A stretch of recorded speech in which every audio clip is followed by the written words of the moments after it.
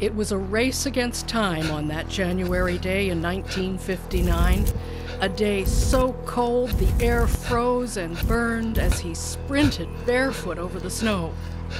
15-year-old Sinclair Williams was running for his life. Not his own, but in a frantic attempt to save the lives of his family. Their house was on fire. But despite his incredible run of more than a mile to get help, Sinclair's family home burned down. The flames inside engulfed his mother, his cousin, his nephew, and his 2 nieces. Only Sinclair and his younger brother survived. You know, the fact is, he came from a herd background, like a background where he lost both parents at a really young age. But like the community as a whole, like they were behind my dad and my uncle, who was his youngest brother. I think that was a lot of why Dad felt the need to give back with such passion. And so Sinclair grew up. He married Dolly Glasgow. They started a family, and along with Dolly, he worked hard to support them. In fact, he worked a lot of jobs to feed his family, including maintenance work at Camp Hill Veterans Hospital in Halifax. And it was there that he met an older co-worker who urged him always to do his best. He also encouraged Sinclair to go back to school. And he did. And in August of 1968, just 4 months after the assassination of Dr. Martin Luther King Jr., Sinclair Williams, age 25, from East Preston, became the first black police officer named to the Dartmouth Police Force.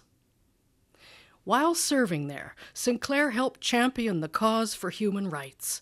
He worked to change the racialized culture within the police force, and he worked to make life better for the less fortunate in his own community. Even today, people still seek him out to say thanks. 2 years ago, a woman, maybe 2.5, a lady showed up. She called me. I didn't know who she was. She said, "You don't know me, but I know your husband, Sinclair Williams. Can I come and see him?" I said, "Well, yes, he's not a police. He's sick with MS." She said, "I know.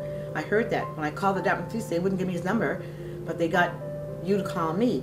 And her husband came in here, and he said, "I want to thank Mr. Williams for, if it wasn't for Mr. Williams, my wife would not be my wife. He saved her life. And we down from Ottawa, I want to thank him for being there for my wife at the time, that when she went through a struggle with her other partner, that he was there to support her all through. And I know that in cases, she said that she had cases before, and police would come and look at her as being like she was a victim, but they didn't respect her as a victim. And he was totally opposite. She said he was there, he was caring, he was compassionate. He helped me to go through all through the court case. He was there for me, supporting me.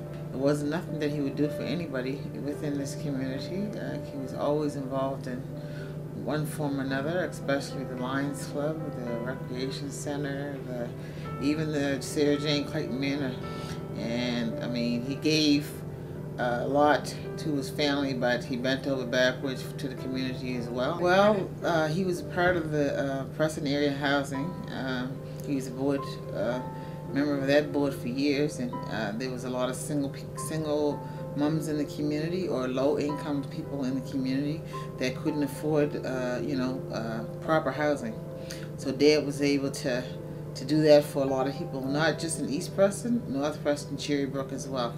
And also the fact that he give back, like I said, with the rec center. He was involved with the rec. It would be nothing for him to go up there, clean, be the janitor. He was a vice president, but he'd mop up the floors. There would even be pointed times that if they didn't have enough money, the rec center was short in funds, that he'd take money out of his own pocket and put it into the oil tank so that people would be nice and comfortable at community events that was being held at the center. In the 1980s, you could find Sinclair at the local schools, helping youth turn their lives around. He's served as a mentor to hundreds of students. He's helped youth and their families make good decisions in order to shape better futures. Sinclair's not in good health these days, but he still continues to give back to his community by mentoring youth. And thanks to him, the police force is no longer what it used to be like back in 1968. A buzz looked upon as a black man, a nigger at that time. Sinclair always makes sure to tell kids to do their best and to stay in school, just as he was told so many years before. I knew that he was special, but I didn't realize that he was such a hero.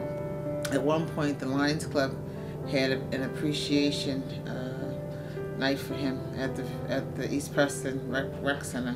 The community center was jam-packed with people wall to wall, from seniors all the way down to like the teenagers, because that's the respect that the community had for Dad, as far as, you know, his outpouring of love and support to everybody in the community.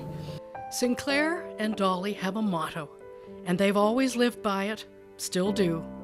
We serve. Sinclair says that if he can help somebody improve their life, then the fact that he's lived through personal tragedy won't be in vain. We serve. Yes, you have, Sinclair Williams. And a whole community is saying, we thank you.